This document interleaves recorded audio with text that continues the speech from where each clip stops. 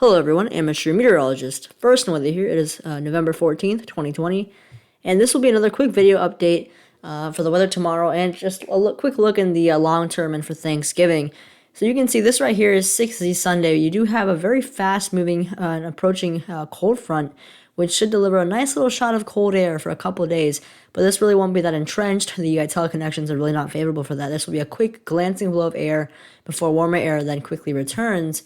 But you can see as that front comes in tomorrow, this is about 23Z Sunday, so about 4 or 5 p.m. You do have a pretty nice line, a nice little gusty line of squalls and some pretty heavy rain coming through. This line, and it does look to be particularly organized, especially in the northern mid-Atlantic, extending down south into the Carolinas.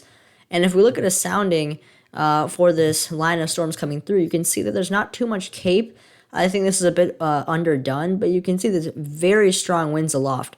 And so what that does is that creates a lot of vertical wind shear. And so that can allow some of those storms to mix in, those winds to mix down into the lower levels, and also sort of help to create some longer lasting storms because those updrafts won't collapse on themselves. So I think while the severe threat is not particularly high tomorrow, don't be surprised if you get a few gusty winds as those storms come through. It will be a classic sort of cold air mass coming in with those initial gusty winds and some pretty moderate to maybe even heavy rainfall. But really not a big deal like a severe weather outbreak or anything like that. But you can see after that little shot comes through on Sunday, we do have a nice little break. We have temps running about 5 to 7 degrees below average in spots. This is about Tuesday. So Sunday or Monday and Tuesday will be a little bit cooler. And then that air mass then gets amplified a bit for Wednesday. You have temperatures 5 to maybe even 15 degrees below average in spots running in the Northeast, Mid-Atlantic, Southeast, basically east of the Mississippi, with the widespread of warmth in the west. But then after that, you can see that cold air mass is out of here by about Thursday or Friday. And after that, a warm air mass really takes over the entire lower 48.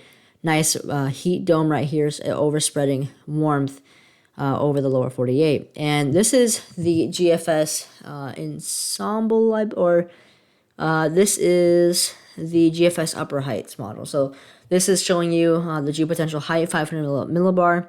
And you can see that after that cold shot comes through right here, bringing in some cold air, it's not really a trough that's going to anchor in. Rather, it's going to quickly move out. And so because of that, we have this ridge that then overtakes the lower 48, with the only cool area being the Pacific Northwest. And so then this would be a warmer look. So you can see that cold shot will be out of here by pretty much about Monday, Tuesday. And then basically next week will be looking quite warm for the area. So that cold front comes through Monday, Tuesday, Wednesday, quite cool, and then after that, back to normal seasonable and milder conditions. And you can see that according to this GFS run, this is November 22nd, that ridge is still in place, still going strong. Now, one quick thing before I switch to the ensembles. This is Tropical Storm Iota. This is the 30th named storm, which now beats 2005 as a season with the most named storms in history. Just an unbelievable season this year.